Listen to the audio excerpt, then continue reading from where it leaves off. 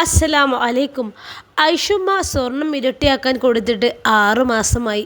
കാത്തു നിന്നു. ഒടുവിൽ കോട്ടപ്പുറം തങ്ങളും കൂടെ ഒരാളും കൂടി ഒരു ദിവസം കയറി വന്നു. കയ്യിൽ വലിയൊരു കവറും ഉണ്ടായിരുന്നു.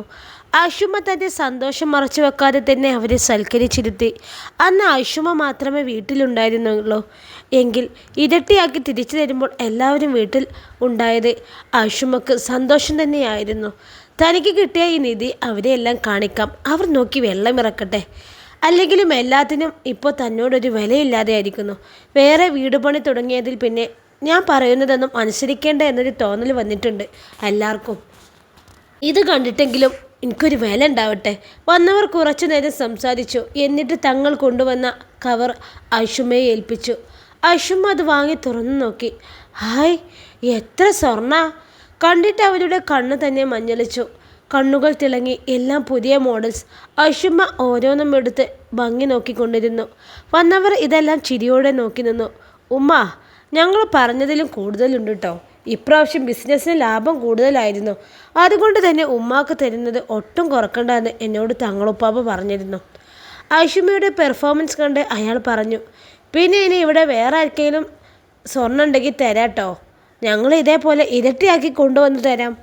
ഞങ്ങൾക്ക് നിങ്ങളെയൊക്കെ സുഖവും സന്തോഷമാണ് ഇഷ്ടം. അതിനുവേണ്ടി ഞങ്ങളെ കൊണ്ട് ആകുന്നത് ചെയ്യുന്നു. അവർ തങ്ങൾ ചെയ്യുന്നത് നിസ്സാരമാക്കി പറഞ്ഞു.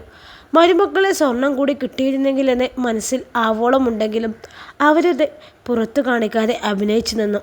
വേറെ ആരടുത്തും സ്വർണ്ണമൊന്നുമില്ല തങ്ങളുപ്പാപ്പ. ഓർക്കെല്ലാം വീടും പണിയല്ലേ. ഉള്ളതൊക്കെ വിറ്റുപെറുക്കി വേഗം ഇവിടെ നിന്ന് പോകാനുള്ള തയ്യാറെടുപ്പിലാണ് അവരെല്ലാം. തൻ്റെ മരുമക്കളുടെ അടുത്ത് ഒന്നും സ്വർണ്ണമില്ലാത്തതിനാൽ അവർക്ക് നിരാശ തോന്നി. ഉണ്ടായിരുന്നുവെങ്കിൽ ഇതുപോലെ ഇരട്ടിയായേനെ. എല്ലാവർക്കും അത്യാവശ്യം ഉപയോഗിക്കാൻ മാത്രമുള്ളതേ ഇപ്പോൾ ഉള്ളൂ. അതാണെങ്കിൽ ഓരിൽ നിന്ന് കിട്ടുമല്ല. പണ്ടൊക്കെയാണെങ്കിൽ എൻ്റെ കസ്റ്റഡിയിലായിരുന്നു എല്ലാവരും സ്വർണം. അപ്പോൾ പിന്നെ ആരും അറിയാതെ കൊടുത്താലും ഒന്നും ആരും അന്വേഷിക്കൂല. സാധാരണ ഉപയോഗിക്കുന്നതല്ലാത്തതായതിനാലേ ഏതെങ്കിലും കല്യാണത്തിനോ വിരുന്നിനോ മാത്രമേ അവരൊക്കെ ഇട്ടിരുന്നുള്ളൂ. അപ്പോൾ എന്തെങ്കിലും പറഞ്ഞ് ഒഴിയാമായിരുന്നു. തൽക്കാലം ഇപ്പോൾ റസിയയുടെ ആകെക്കൂടെയുള്ള 10 പവൻ കൊടുക്കുക. 6 മാസം കഴിയുമ്പോൾ 2 ഇരട്ടിയോ 3 ഇരട്ടിയോ ആയി കിട്ടുമല്ലോ. മരുമക്കളുടെ അടുത്ത് സ്വർണ്ണമൊന്നുമില്ലെന്ന് അറിഞ്ഞപ്പോൾ വന്നവരുടെ മുഖം മങ്ങിയത്. പക്ഷെ ഐഷുമ്മ അറിഞ്ഞില്ല. എല്ലാ മരുമക്കളുടെ അടുത്തും റസിയയെ പോലെ 10 15 പവൻ ഇപ്പോഴും ഉണ്ടാകും. എന്നാൽ അവരൊന്നും ഇപ്പോൾ താൻ പറഞ്ഞത് അനുസരിക്കില്ല. അതിപ്പോൾ ആബിദിൻ്റെ ഭാര്യയുടെ എത്തിയുമല്ലേ. അതുകൊണ്ട് അവൾക്ക് പൊന്നൊന്നും കൂടുതൽ കിട്ടിയിട്ടില്ല. ഒരു 10 പവന് കാണും. ഐഷുമ്മ എങ്ങനെ 10 പവന് ഉള്ളൂ എന്ന് പറയുന്നത് കേൾക്കുന്നവർക്ക് എന്ത് തോന്നുമെന്നൊരു ചിന്തയോടെ തല ചൊറിഞ്ഞിരുന്നു. 10 10. ഇത്രയൊക്കെ എണ്ണ ചിലവാക്കി ഓടിച്ചു വന്നല്ലേ. കിട്ടിയത് കിട്ടട്ടെ. തങ്ങളുപ്പാപ്പ മുഖത്തൊരു ചിരി വരുത്തിക്കൊണ്ട് ഉള്ളത് തന്നോളൂ, ഇരട്ടിയാക്കി തരാമെന്ന് പറഞ്ഞു. ഐഷുമ്മ റസിയയുടെ നേരെ നോക്കി. ആകെയുള്ള 10 പവനാണ്. അത് ഇവർക്ക് നൽകാൻ താല്പര്യമില്ല. ഐഷുമ്മയുടെ പോലെ അവരെ വിശ്വാസമില്ല. തട്ടിപ്പായിരിക്കും. ഈ കൊടുത്തതൊക്കെ സ്വർണം തന്നെ ആവോ? ആയിരിക്കൂല, തട്ടിപ്പായിരിക്കും. പക്ഷെ ഐഷുമ്മയുടെ പ്രവൃത്തിക്കെതിരെ ആരെ ചോദിക്കാൻ? മൊയ്തുഹാജിക്കാണെങ്കിൽ ഐഷുമ്മ ഇപ്പോൾ രാത്രിയാണെന്ന് പറഞ്ഞാൽ രാത്രിയാണ്. അത്രയും അവരെ അയാൾ കണ്ണും പൂട്ടി വിശ്വസിക്കും, കൂടെ നിൽക്കുകയും ചെയ്തു. അതുകൊണ്ട് തന്നെ ഐഷുമ്മയ്ക്ക് എന്ത് ചെയ്യാനും രണ്ടാമതൊന്ന് ആലോചിക്കുമെന്നില്ല. താൻ എന്ത് ചെയ്താലും തൻ്റെ കൂടെ തൻ്റെ ഭർത്താവ് നിൽക്കുമെന്ന് 101% ഉറപ്പാണ് ഐഷുമ്മക്ക്. റസിയെ പരുങ്ങി സ്വർണം എടുക്കാൻ പോകാതെ നിൽക്കുന്നത് കണ്ട് അവർ ഒന്ന് അമർത്തി മൂടിക്കൊണ്ട് പറഞ്ഞു, എന്താണ് കൊണ്ടുവരാത്തത് എന്ന രീതിയിൽ. ഇനിയും അവിടെ നിന്നാൽ ഒരു സൗകര്യം തരില്ലെന്ന് അറിയാവുന്നതിന് മുമ്പ് തന്നെ റസിയ തൻ്റെ റൂമിന് നേർക്ക് നടന്നു. റസിയ സ്വർണം എടുക്കാൻ പോയിട്ട് 5 മിനിറ്റ് കഴിഞ്ഞു, 10 മിനിറ്റ് കഴിഞ്ഞു. വന്നവർ അക്ഷമയോടെ കാത്തു നിന്നു. ആ കാത്തിരിപ്പ് അരമണിക്കൂറും 1 മണിക്കൂറും എല്ലാം കഴിഞ്ഞിട്ടും റസിയയെ കാണാതെ വന്നവരുടെ ക്ഷമ നശിച്ചു. ഒരു 10 പവൻ എടുക്കാനല്ലേ പോയത്, അല്ലാതെ ഉണ്ടാക്കാനല്ലല്ലോ. കാത്തിരുന്ന് മുഷിഞ്ഞു എഴുന്നേറ്റ് ദേഷ്യത്തോടെ പറഞ്ഞവർ എഴുന്നേറ്റ് പോയി. അവരെ മുന്നിൽ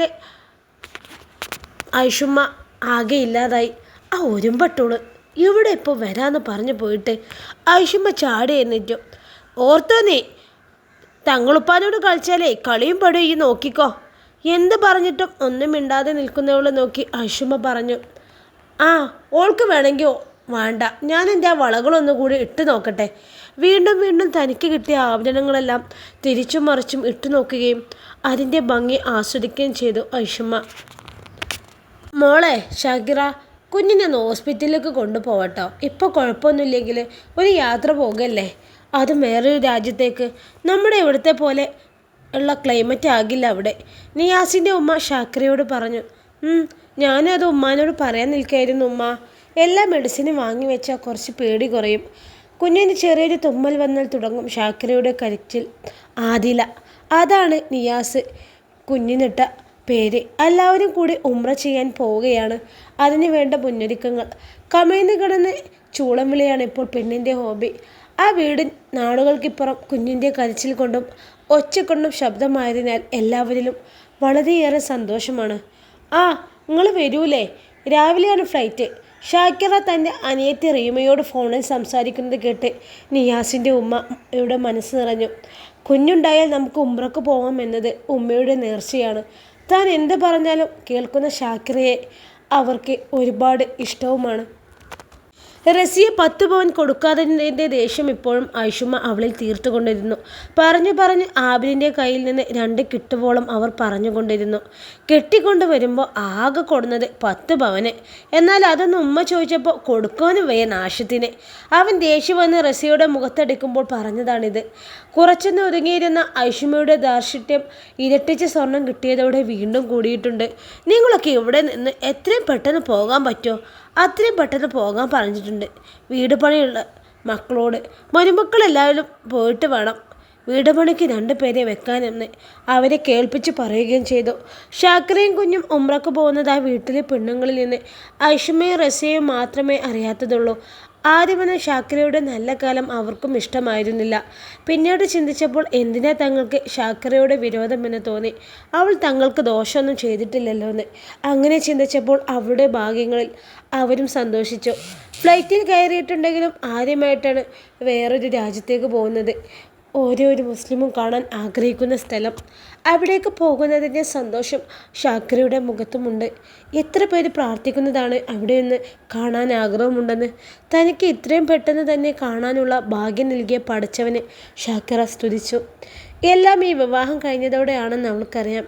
വീട്ടുകാർ മാത്രം അടങ്ങുന്ന ചെറിയൊരു പാർട്ടിയും അത് കഴിഞ്ഞ് ദുആയും ഷാക്കിറയും സഹോദരിമാരും കുടുംബവും ഉമ്മയും ഉപ്പയും പിന്നെ നിയാസിൻ്റെ ഉമ്മയുടെ സഹോദരന്മാരും ഉപ്പയുടെ സഹോദരിമാരും ചെറിയൊരു കുടുംബം അടങ്ങിയ പാർട്ടി.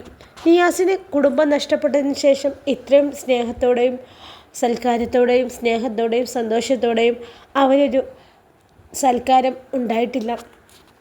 ദുആ കഴിഞ്ഞ് എല്ലാവരും ഇറങ്ങിയപ്പോൾ വീട് പൂട്ടിയതും മറ്റും സെജിനയുടെ ഉമ്മയാണ്. എയർപോർട്ടിലേക്ക് സെജിനയും റഷീദും എല്ലാം അവരോട് കൂടെ പോയി. വീട്ടിൽ നിന്ന് ഇറങ്ങുമ്പോൾ ഷാക്കിറയുടെ കണ്ണിൽ നിന്ന് സന്തോഷത്തിൻ്റെ കണ്ണുനീർ തുള്ളികൾ പെയ്തിരുന്നു. ഐഷുമ്മയുടെ അനിയത്തിയും കുടുംബവും അവരെ കാണാൻ വന്നിട്ടുണ്ട്. എല്ലാവരും മൈസൂരിലാണ് താമസം. അതുകൊണ്ട് തന്നെ എപ്പോഴും വരാൻ പറ്റില്ല.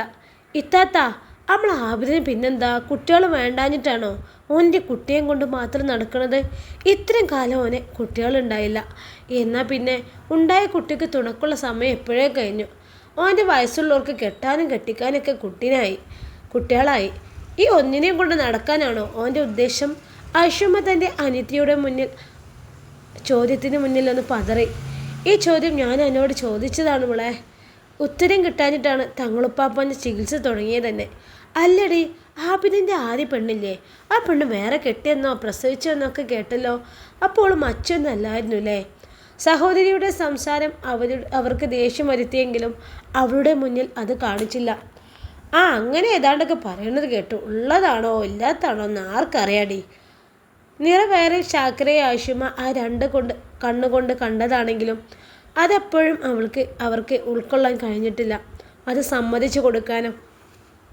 എന്താ ആമിനോ ഞാൻ പറയാ, ആബിദിന് കിട്ടുന്ന പെണ്ണുങ്ങളൊക്കെ ഇങ്ങനെ തന്നെ. ഇവിടെ വന്ന് തിന്ന് കുടിച്ച് തടിച്ചൊന്ന് പ്രസവിച്ചപ്പോൾ നെയ്യും കൂടി ഗർഭപാത്രം അടിച്ചിരിക്കുക ഇപ്പോൾ ഇവിടെ ഉള്ളോള്. അതൊക്കെ നേരാവാൻ വേണ്ടിയാ ഞാൻ ആ തങ്ങളുപ്പാൻ്റെ ചികിത്സ നടത്തി. എന്താ ചെയ്യുക, എന്നിട്ട് അവൾക്ക് വിശേഷമൊന്നും ഉണ്ടായില്ല. എൻ്റെ കുറ്റീൻ്റെ ഒരു വിധി. ആയിഷുമ്മ പറഞ്ഞ ദീർഘശ്വാസം വലിച്ചു. അല്ല താത്ത, എല്ലാ മക്കളും വേറെ വീട് വെച്ച് പോയാൽ മക്കളെ പിന്നെ എൻ്റെ കയ്യിൽ കിട്ടൂല കേട്ടോ. എന്തിനാ ജോലിക്ക് വേറെ പോകാൻ സമ്മതിച്ചത്? മക്കളും മരുക്കളും ഒക്കെ നമ്മൾ പറഞ്ഞത് കേട്ട് നമ്മുടെ ഇഷ്ടത്തിന് മാത്രം ജീവിക്കുന്നത് അതൊരു സന്തോഷം തന്നെയാണ് താത്ത. മരുമക്കളെ ഭരിക്കാനും വേണ്ടൊരു യോഗം. ആമിന് വീണ്ടും സ്വകാര്യം പറയുന്നത് പോലെ ഐഷുമ്മയോട് പറഞ്ഞു. എൻ്റെ മരുക്കളും മക്കളൊക്കെ ഇപ്പോഴും ഞാൻ പറയുന്നതിൽ അപ്പുറം നിൽക്കൂല. ആമിന ഗർവോടെ പറഞ്ഞപ്പോൾ ഐഷുമ്മയുടെ തല കുനിഞ്ഞു. ഉച്ചയ്ക്കുള്ള ഭക്ഷണം കഴിച്ചു കഴിഞ്ഞു എല്ലാവരും കൂടെ ഇരിക്കുമ്പോൾ ഐഷുമ്മ താൻ സ്വർണം തങ്ങളുപ്പാപ്പാക്ക് കൊടുത്ത് ഇരട്ടിയാക്കിയ വമ്പ് എല്ലാവരുടെയും മുന്നിലെയും കഥാപ്രസംഗം പോലെ ആവേശത്തോടെ അവതരിപ്പിച്ചു. ഐഷുമ്മയേക്കാളും ഇത്തിരി വിവരമുള്ള ആമിനുമ്മ അത് കേട്ട് താടക്ക് കൈവച്ചു പോയി. ഇതെന്താ താത്ത ഈ പറയണത്? അതൊക്കെ തട്ടിപ്പായിരിക്കും, അല്ലാതെ ഇത്ര സ്വർണ്ണപ്പം എവിടുന്ന് തരാനാ? ഓൽക്കത് പിരാന്താ? ആമിനുമ്മ പറയുന്നത് കേട്ട് മനസ്സിലൂടെ ഒന്ന് കൊള്ളിയാൻ മിന്നിയെങ്കിലും ഐഷുമ്മ അവർ പറയുന്നത് നിരസിച്ചു. ഞാൻ എനിക്ക് കാട്ടിത്തരാം, അപ്പോൾ ഇജ്ജ് വിശ്വസിക്കുമല്ലോ. ആമിനുമ്മ മുറുക്കാൻ കോളാമ്പയിലേക്ക് നീട്ടി തുപ്പിക്കൊണ്ട് തൻ്റെ റൂമിലേക്ക് നടക്കുമ്പോൾ ആമിനുമ്മയുടെ മരുമക്കൾ രണ്ട് തള്ളമ്മയുടെയും സ്വഭാവത്തിൽ കുറിച്ചുള്ള താരതമ്യത്തിലായിരുന്നു. അവസാനം അവർ രണ്ടും ഒന്നിനൊന്ന് മെച്ചമാണെന്ന് പറഞ്ഞു. ഐഷുമ്മ വലിയ രണ്ട് കവറും പിടിച്ച് ആ വലിയ ടേബിളിൽ കൊണ്ടുവന്ന് വെച്ചു. ആദ്യം ഒരു പെട്ടി എടുത്തു തുറന്നപ്പോൾ മക്കളും മരുക്കളൊക്കെ മുന്നിലേക്ക് വന്ന് അതിലേക്ക് എത്തി നോക്കി. ഏയ്, ഇങ്ങനെ ചുറ്റിലും നിൽക്കാതെ ഒന്ന് അങ്ങോട്ട് മാറി നിൽക്കി, ഞാൻ ഓരോന്നായിട്ട് എടുത്ത് കാണിച്ചു തരാം. ഇത്രയും സ്വർണത്തിനിടയിൽ ഈച്ച പൊയിഞ്ഞ പോലെ പൊയിഞ്ഞാൽ ആരെങ്കിലും ഒന്നും എടുത്താൽ പോലും ഞാൻ കാണില്ലെന്ന് ഇല്ലല്ലോ. ആ ചിന്തയോടെ ഐഷുമ്മ അവർ എല്ലാവരെയും കുറച്ച് വിട്ടു നിർത്തി. ആമിന നോക്കിക്കോ, നമ്മളെ വെള്ളി അജ്ഞാനത്തിൻ്റെ പോലെ ഉള്ള പൊന്നിൻ്റെ അജ്ഞാനം. നമ്മളിതുവരെ വെള്ളി അജ്ഞാനല്ലേ ഇട്ടിട്ടുള്ളൂ, പൊന്നിൻ്റെ ഇട്ടിട്ടില്ലല്ലോ. എനിക്കിത് കിട്ടിയതിന് ശേഷം ഞാൻ നല്ല പോലെ ഇട്ടു. പൗറ് കാണിക്കാൻ കുടുംബത്തിലൊരു കല്യാണം പോലും ഉണ്ടായിട്ടില്ല. ഐഷുമ്മ തൻ്റെ സങ്കടം അനിയത്തിയുമായി പങ്കുവെച്ചു. ഷാക്കിറയും കുടുംബവും ഉംറക്ക് പോയി നല്ല രീതിയിൽ അവിടെ ഉംറയൊക്കെ ചെയ്ത് മദീനയും കണ്ട് സന്തോഷത്തോടെ മടങ്ങി വന്നു. ഉംറ കഴിഞ്ഞ് വന്നിട്ടിപ്പോൾ 2 ദിവസമായി. കുഞ്ഞിനെ അവിടുത്തെ ക്ലൈമറ്റ് പിടിക്കാത്തത് കാരണം ജലദോഷം കൊണ്ട് പിടിച്ചിട്ടുണ്ട്. മെഡിസിൻ കൊണ്ട് പോയിരുന്നുവെങ്കിലും അത് കൊടുത്തിട്ടൊന്നും മാറിയില്ല. വന്ന പാടെ തന്നെ ഹോസ്പിറ്റലിൽ കൊണ്ടുവന്നതാണ്. 3 ദിവസം അവിടെ നിൽക്കാനും പറഞ്ഞിട്ടുണ്ട്. കുഞ്ഞിനെയും കൊണ്ട് നിയാസും ഷാക്കിറയുമാണ് ഹോസ്പിറ്റലിൽ നിന്നത്. അവൻ വർക്ക് ചെയ്യുന്ന ഹോസ്പിറ്റലിലായതുകൊണ്ട് തന്നെ ഒരു പരിഗണനയും കിട്ടുന്നുണ്ട്. അവന് ഡ്യൂട്ടിയും മുടങ്ങില്ല. 3 ദിവസം വേഗത്തിൽ തീർന്നു. കുട്ടിയുടെ ബുദ്ധിമുട്ടുകൾ മാറി. വീട്ടിലേക്ക് തിരിച്ചു വന്നപ്പോഴാണ് ഷാക്കിറയ്ക്ക് ആശ്വാസമായത്. കുഞ്ഞിന് വയ്യാത്തത് കൊണ്ട് തന്നെ ഉറക്കക്കുറവും കരിച്ചിലും കൂടുതലായിരുന്നു. അതുകൊണ്ട് തന്നെ ഷാക്കിറയുടെ ഉറക്കവും ശരിയായിട്ടില്ല. വീട്ടിൽ വന്നപ്പോൾ കുഞ്ഞ് ഉണരുമ്പോൾ പാൽ കൊടുക്കാൻ മാത്രം അവളുടെ അടുത്ത് കൊടുത്തു. ബാക്കി സമയമെല്ലാം ഉപ്പയും ഉമ്മയും നോക്കി അവളോട് നല്ലോണം ഉറങ്ങാൻ പറഞ്ഞു. 2 ദിവസം കഴിഞ്ഞതോടെ ഷാക്കിറയും കുഞ്ഞും ഉഷാറായി. കുഞ്ഞ് കളിയും ചിരിയും ഉറക്കമൊക്കെ തുടങ്ങി. അവർ വീട്ടിലെത്തി 2 ദിവസം കഴിഞ്ഞതിന് ശേഷമാണ് എല്ലാവരും അവരെ കാണാൻ തുടങ്ങിയത്. ആമിനുമ്മയും മക്കളും മരുമക്കളും പേരക്കുട്ടികളും ഒക്കെയായി കുറച്ച് ദിവസം ഐഷുമ്മയുടെ വീട്ടിൽ ബഹളവും ചിലവും പണിയും കൂടുതലായിരുന്നു. തൻ്റെ കൂടപ്പിറപ്പല്ലെന്ന് കരുതിയാണ് ചെലവ് കൂടിയിട്ടും ഐഷുമ്മ ഒന്നും പറയാതിരുന്നത്. AC ഇല്ലാതെ അവർക്ക് ആർക്കും ഉറക്കം വരില്ല. എന്തിന്, ഹാളിൽ ഇരിക്കുമ്പോൾ പോലും AC ഇല്ലാതെ പറ്റില്ല. എല്ലാ റൂമിലും AC ഉണ്ടെങ്കിലും കറണ്ട് ബില്ല് കൂടുമെന്ന് പറഞ്ഞ് ഐഷുമ്മ അവരുടെ റൂമിലല്ലാതെ മറ്റുള്ള റൂമിൽ ഇടാൻ സമ്മതിക്കാറില്ല. തൻ്റെ വാക്ക് കേൾക്കാതെ ആരെങ്കിലും AC ഓൺ ആക്കിയിട്ടുണ്ടെന്ന് അറിഞ്ഞാൽ പാതിരാത്രിയാണെങ്കിലും അവർ സ്വന്തം മക്കളുടെ റൂമിൻ്റെ ഡോറിൽ മുട്ടി വിളിച്ചിരിക്കും. പാതിരാത്രിയിലുള്ള ശല്യമോർത്ത് ആൺമക്കളും പെൺമക്കളുമൊക്കെ മരുമക്കളും ഫാൻ കൊണ്ട് അഡ്ജസ്റ്റ് ചെയ്തു. എന്നാൽ ഈ നിയമങ്ങളൊന്നും ഐഷുമ്മയുടെ പെൺമക്കൾ വന്നാലില്ല. അവർ AC ഇടാതെ കിടന്നാൽ എന്തിനാ വെറുതെ ചൂട് സഹിക്കുന്നതെന്ന് കരുതി അവർ തന്നെ ഇട്ടുകൊടുക്കും. ഇങ്ങനെ ആബിദിനെ തങ്ങൾമാർ ചികിത്സ മാത്രം നടത്തിയാൽ എങ്ങനെ ശരിയാവും എൻ്റെ ആയുഷോ? ഇതുവരെ അവൾക്ക് വയറ്റിലൊന്നും ഉണ്ടായിട്ടില്ലല്ലോ. ഏതെങ്കിലും ഡോക്ടർമാരെ കാണിക്കുക, അല്ലെങ്കിൽ ഷാക്കിറാക്ക് രണ്ടാമതുണ്ടായാൽ പോലും അവർക്ക് 2 പേർക്കും ഉണ്ടാവണമെന്നില്ല. ഏതെങ്കിലും ഒരു ഡോക്ടറെ കാണിക്ക്. ആമിനു അങ്ങനെയൊക്കെ പറഞ്ഞെങ്കിലും ഐഷുമ്മ ആദ്യമൊന്നും അത് മെയിൻറ്റ് ചെയ്തില്ല. വീണ്ടും പറഞ്ഞപ്പോൾ അവർക്ക് ഒരു ചാഞ്ചാട്ടം തുടങ്ങി. പറഞ്ഞ പോലെ ഷാക്കിറയ്ക്ക് ഇനി പെട്ടെന്ന് രണ്ടാമതുണ്ടായാലോ? പിന്നെ ഞാനും എൻ്റെ മോനെ ആബിദും ജീവിച്ചിരുന്നിട്ട് കാര്യമുണ്ടോ? ഡോക്ടറെങ്കിലും ഡോക്ടർ ആ ഇറച്ചിക്കോയെ കൊണ്ടുപോയി ഒന്ന് കാണിക്കാൻ ആബിദിനോട് പറയണം. തിന്നതടിച്ച് നെയ്യ് വന്നതൊക്കെ ചികിത്സിച്ച് മാറ്റട്ടെ, അപ്പോൾ അവൾക്ക് വേഗം വയറ്റിലുണ്ടായിക്കോളും. ആബിദിനോട് റസിയയെ ഹോസ്പിറ്റലിൽ കൊണ്ടുപോകണമെന്ന് പറയാൻ തന്നെ ഐഷുമ്മ തീരുമാനിച്ചു. എല്ലാവരും പോയതിനു ശേഷം കാര്യങ്ങൾ അവതരിപ്പിക്കാമെന്നവർ ഉറപ്പിക്കുകയും ചെയ്തു. മനസ്സിൽ തീരുമാനിച്ചതുപോലെ വിരുന്ന് വന്നവർ പോയതിനു ശേഷം ഒരു വൈകുന്നേരം ആബിദിനെ തനിച്ച് കിട്ടിയപ്പോൾ ഐഷുമ്മ തക്കത്തിലും തഞ്ചത്തിലുമൊക്കെ കാര്യങ്ങൾ അവതരിപ്പിച്ച് മനസ്സിലാക്കി കൊടുത്തു. ഐഷുമ്മ പറയുന്ന എന്തിനും സമ്മതം പറയുന്നവന് ഇക്കാര്യത്തിലും സമ്മതക്കുറവൊന്നും ഉണ്ടായിരുന്നില്ല. എത്രയും പെട്ടെന്ന് തന്നെ ഡോക്ടറെ കാണിക്കാമെന്നവൻ ഏൽക്കുകയും ചെയ്തു. കുഞ്ഞിൻ്റെ ഓരോ വളർച്ചയും അതീവ സൂക്ഷ്മതയോടെ തന്നെ കൈകാര്യം ചെയ്യാൻ ഷാക്കിറയെ കൊണ്ട് കഴിഞ്ഞു. എന്തെങ്കിലും അസുഖം വരുമ്പോഴേക്കും നെഞ്ചെടുക്കും. എങ്കിലും സമചിത്തയോടെ തന്നെ അവൾ നിന്നു. കുഞ്ഞ് ആദ്യമായി കമഴുന്നപ്പോഴും ഇരുന്നപ്പോഴും മുട്ടിലെഴഞ്ഞപ്പോഴുമെല്ലാം സന്തോഷത്തിൻ്റെ കണ്ണുനീർ പൊഴിച്ചു കൊണ്ടിരുന്ന അവൾ പിച്ച പിച്ച വെക്കുന്ന പ്രായമെത്തിയപ്പോൾ പിന്നെ അവളെ 4 പേര് നോക്കിയിട്ട് പോലും എത്താതെയായി. ചിലയിടത്തും എത്തും, ചിലപ്പോൾ കാണാതെയും ഇരിക്കും. ഏതെങ്കിലും മുക്കിലോ മൂലയിലോ ഒക്കെ ചെന്നിരുന്നിട്ട് പറ്റിക്കാൻ വേണ്ടി ശബ്ദമില്ലാതെ ഇരിക്കും. എന്നിട്ട് അവളെ എങ്ങാനും കണ്ടുപിടിച്ചാൽ കൈകൊട്ടി ചിരിച്ചും. വലിയപ്പയും വലിയമ്മയും എല്ലാ സമയവും പോകാത്തവരായിരുന്നു. അതുകൊണ്ട് തന്നെയാണ് ഷാക്കിറ ഷോപ്പ് തുടങ്ങിയപ്പോൾ കൂടെ പോകുന്നത് പോലും. എന്നാലിപ്പോൾ കാര്യങ്ങൾ മാറി മറിഞ്ഞു. നേരത്തും കാലത്തും കുളിക്കാൻ പോലും കഴിയാത്ത അവസ്ഥ വന്നു. ആളൊരു കുറുമ്പിയാണ്. ഷാക്കിറയെപ്പോലെ ഇല്ല. ഷാക്കിറ ആരെന്ത് പറഞ്ഞാലും മിണ്ടാതെ നിൽക്കും. ഒരിക്കലും എതിർത്ത് പറയുകയോ ഒന്നുമില്ല. ആദ്യമായി കുഞ്ഞരിപ്പല്ല് വന്നതും നടന്നതും ഫസ്റ്റ് ബർത്ത്ഡേ ഒക്കെ എല്ലാവരും ആഘോഷിച്ച് മനസ്സിൽ നിറച്ചു. എല്ലാവരെയും വിളിച്ച് ബർത്ത്ഡേ ആഘോഷിക്കാതെ ചെറിയൊരു സെലിബ്രേഷനിൽ ഒതുങ്ങി. കൂടുതൽ സന്തോഷിക്കാൻ എല്ലാവർക്കും ഇപ്പോൾ ഭയമാണ്. അനുഭവങ്ങൾ അതാണല്ലോ. നിയാസിൻ്റെ കുഞ്ഞുങ്ങൾ അവനിൽ നിന്നും ആ കുടുംബത്തിൽ നിന്നുമെല്ലാം മരണം വഴി പോയപ്പോൾ ആകെ തകർന്നതുപോലെയായിരുന്നു. റസിയ, റസിയ, ഇജ് ഓടടി. ആബിദിൻ്റെ കാറിൽ കേട്ട് ഇനി എന്താണാവോ എന്ന പേടിയോടെ അവൾ അടുക്കളയിൽ നിന്ന് ധൃതിയിൽ നടന്നു. എന്താ ഈ മരുന്നൊന്നും കുടിക്കാറില്ലേ? ഹോസ്പിറ്റലിൽ കാണിച്ച് അവൾക്ക് എഴുതിയ മരുന്നിൻ്റെ കവർ എടുത്തുപൊക്കെയാണ് ചോദ്യം. ഓരോ ഹോസ്പിറ്റലിൽ കാണിക്കുമ്പോഴും അവൾക്ക് മാത്രം മെഡിസിൻ എഴുതി. എല്ലാവരോടും അവൾക്കാണ് കുഴപ്പമെന്ന് ഐഷുമ്മ പറയുകയും ചെയ്തു. സാധാരണയായി ഒന്നും ഉണ്ടായതാണല്ലോ, അപ്പോൾ പിന്നെ ആബിദിനും കുഴപ്പമൊന്നും ഉണ്ടാവില്ലെന്ന് ഡോക്ടർമാരും വിധി എഴുതി. പെണ്ണുങ്ങൾക്കല്ലേ പീരിയഡ്സ് ക്രമം തെറ്റിലും മറ്റും ഉണ്ടാവുന്നത്. അതുകൊണ്ട് തന്നെ മാറി മാറി കാണിക്കുന്ന ഡോക്ടർമാരെല്ലാം എഴുതുന്ന മെഡിസിൻ റസിയ കുടിച്ചു മടിച്ചു. തനിക്കല്ല കുഴപ്പമെന്ന് അവൾക്ക് 101% ഉറപ്പുണ്ട്. പിന്നെന്തിനും മരുന്നുകൾ വെറുതെ കുടിക്കണം? കുടിക്കേണ്ട ആളെ തനിക്കൊരു കുഴപ്പവും ഇല്ല എന്ന് വിചാരിച്ച് അഹങ്കരിച്ച് നടക്കുകയല്ലേ? അത് മരുന്ന് കുടിച്ചാൽ എനിക്ക് എഴുന്നേൽക്കാൻ വയ്യ ക്ഷീണം കൊണ്ട്. പറഞ്ഞ് തീർന്നതേ ഓർമ്മയുള്ളൂ. അവൾ നിലത്തേക്ക് തെറിച്ചിരുന്നു. മുഖത്തും മേലുമെല്ലാം തളർത്തി കിടക്കുന്ന പാടുകളിലേക്ക് നോക്കി റസിയ മനസ്സിൽ മുരണ്ടു. നിങ്ങളെ അഹങ്കാരം അവസാനിക്കാൻ ഇനി അധിക സമയമൊന്നുമില്ല. അന്ന് നിങ്ങളെ പതനം ആയിരിക്കും, ഓർത്തോ. ആബിദിൻ്റെ പതനം എത്രയും പെട്ടെന്ന് പൂർത്തിയാവാൻ വേണ്ടി അവൾ മനമുരുകി പ്രാർത്ഥിച്ചു. ഈ ഇങ്ങനെ മരുന്നും കഴിക്കാതെ കിടന്ന് ദേഷ്യം പിടിപ്പിച്ച് കിടന്ന് മോങ്ങിക്കോ. അതിന് കുരുത്തം കിട്ടവൾക്ക് കിടന്ന് മോങ്ങിയാൽ മതിയല്ലോ. ഇല്ലാത്ത പണം മുഴുവൻ ചിലവാക്കുന്നത് എൻ്റെ കുട്ടിയാണ്. 1-2 വർഷം കൂടി നോക്കും. അത് ഞങ്ങളെ എനിക്ക് തരുന്ന ലാസ്റ്റ് ചാൻസാ. എന്നിട്ടും വയറ്റിലുണ്ടായില്ലെങ്കിലേ ഓനെക്കൊണ്ട് വേറൊരു പെണ്ണിനെ കൊണ്ട് കെട്ടിക്കും. ആബിദിന് നിന്നെപ്പോലൊരു കുഞ്ഞു മതി എന്നല്ല, ചുരുങ്ങിയതൊരു 4 എങ്കിലും വേണം. ഐഷുമ്മ റസിയ കിടക്കുന്നിടത്തു നിന്ന് പ്രസംഗിച്ചു കൊണ്ടേയിരുന്നു. കിടന്ന് മോങ്ങാതെ വേഗം എണീറ്റ് പണികൾ ചെയ്യാൻ നോക്ക്. കുറച്ച് കഴിഞ്ഞാൽ ഓൻ വരും ഹോസ്പിറ്റലിൽ കൊണ്ടുപോകാൻ. മെയ്ഡിനെ നിർത്തിയത് കൊണ്ട് ഇനി എന്താ ചെയ്യേണ്ടതെന്ന് ചോദിക്കണ്ടേ? അന്നെ ഇങ്ങനെ കൊണ്ടു നടന്ന് ചികിത്സിക്കുക എത്ര വേണമെന്ന് വെച്ചാൽ വരുമ്പോൾ ഒന്നും കൊണ്ടുവന്നിട്ടില്ല. ഓനക്ക് നേരത്തും കാലത്തും പണിക്ക് പോകാനും ഇത് കാരണം പറ്റണമില്ല. അല്ലെങ്കിൽ ഇന്ന് പണി ഒഴിവാക്കി അന്യം വലിച്ചു പോകേണ്ട ആവശ്യമുണ്ടായിരുന്നോ? അവരുടെ സംസാരത്തിൽ സഹിക്കട്ട് റസിയ വേഗം ഡ്രസ്സ് മാറ്റി കുഞ്ഞിനെയും റെഡിയാക്കി. ഇവനെ ഈ എങ്ങോട്ടാണ് കൊണ്ടുപോകണത്? ഓനിവിടെ നിൽക്കട്ടെ. ഐഷുമ്മ ചാച്ചുവിനെ കൊണ്ടുപോകാൻ സമ്മതിച്ചില്ല. കുറച്ചു കഴിഞ്ഞപ്പോൾ ആവിലും വന്നു. ഇനിയും അവളെ കൊണ്ടുപോകണമെന്നൊരു മനസ്സും അവനില്ലായിരുന്നു. ഇത്രയൊക്കെ പൈസ ചെലവഴിച്ചു, ഇവളെ ഇനി വെച്ചുകൊണ്ടിരിക്കുന്നത് എന്തിനാ എന്നായിരുന്നു അവരുടെ ചിന്ത. എന്നാലും ഉമ്മ പറഞ്ഞതുപോലെ അവൾക്ക് കൊടുത്ത സമയം വരെ നോക്കാം. അത് കഴിയുമ്പോഴേക്കും വേറെ ആരെങ്കിലും നോക്കണം.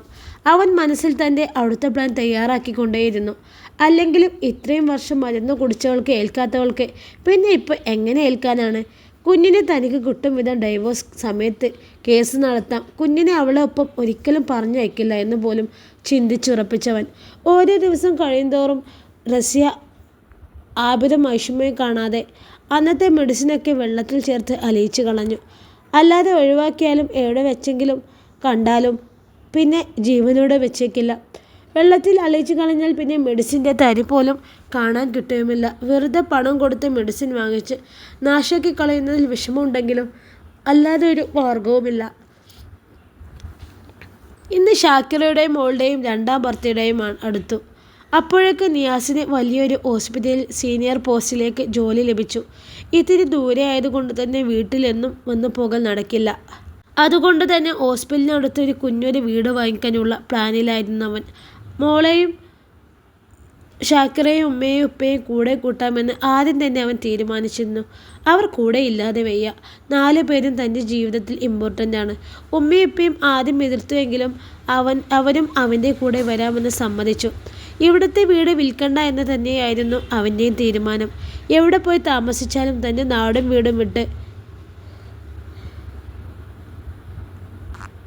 പോവാൻ പറ്റില്ല എന്ന് വിചാരിച്ചു.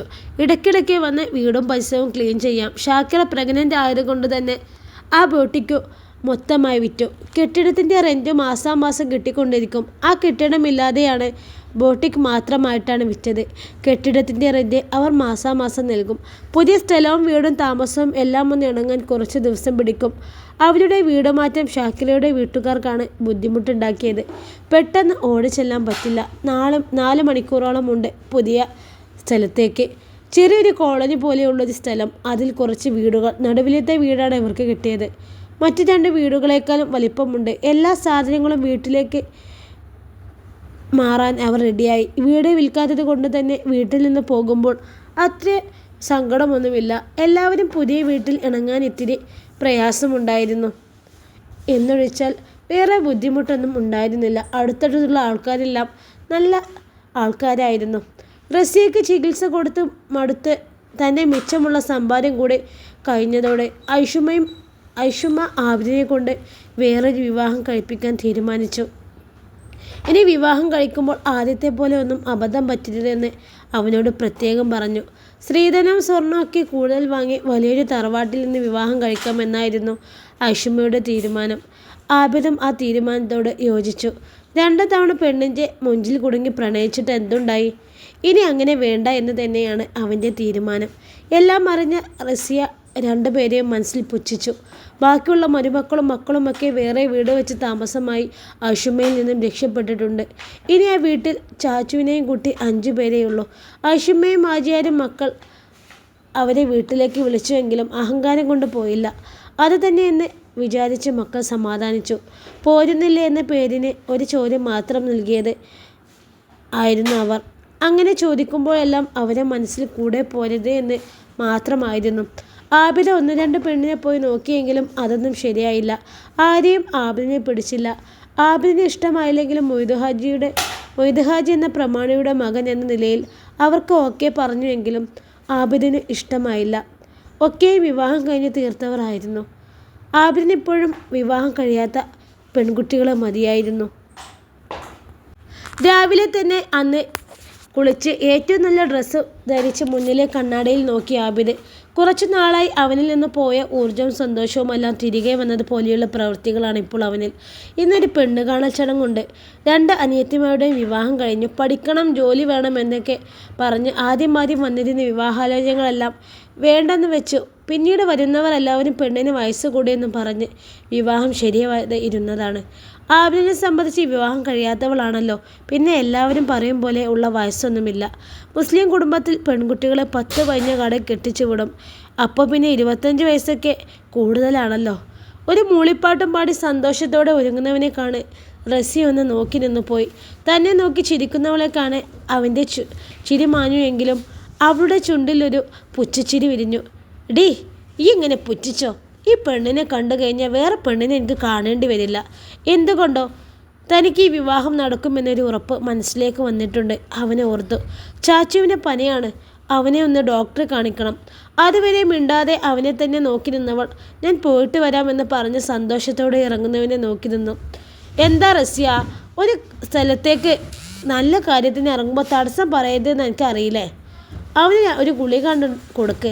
റസിയ പറയുന്നത് കേട്ട് ദേഷ്യം വന്ന് എന്തോ ആബിദ് പറയാൻ നിന്നപ്പോഴേക്കും ഐഷുമ്മ അവളോട് ദേഷ്യപ്പെട്ടു. ചാച്ചുവിന് പനിക്കുന്നുണ്ട്. ഒരു ദോശ എങ്ങനെയൊക്കെ കൊടുത്ത് മരുന്നും കൊടുത്തതാണ്. തൻ്റെ കുഞ്ഞിന് വയ്യെങ്കിൽ ആരെയും കാത്തു നിൽക്കാതെ ഹോസ്പിറ്റലിൽ കൊണ്ടുപോകാനൊന്നും ഇപ്പോൾ തന്നെ കൊണ്ട് കഴിയില്ലെങ്കിലും അവനെ ശുശ്രൂഷിക്കാനേ ആരും പറഞ്ഞിട്ട് വേണ്ട. പിന്നെ ഇപ്പോൾ ആബിദിനോട് പറഞ്ഞത് തന്നോടില്ലെങ്കിലും കുഞ്ഞിനോടെങ്കിലും ഇത്തിരി സ്നേഹമുണ്ടോ എന്നറിയാനായിരുന്നു. ഐഷുമ്മ അങ്ങനെ പറഞ്ഞതോടെ അവൻ കുഞ്ഞിനെ പറ്റി ഒരു വാക്ക് പോലും ചോദിച്ചില്ല. മോനെ, കണ്ടിഷ്ടപ്പെട്ട ഉടനെ വിളിക്കണേ, ഐഷുമ്മ വീണ്ടും ആബിദിനെ ഓർമ്മപ്പെടുത്തി. ഇൻഷാ അല്ലാ. ഈ കഥയുടെ ബാക്കി ഭാഗവുമായി നാളെ കാണാം. അസ്സലാമു അലൈക്കും.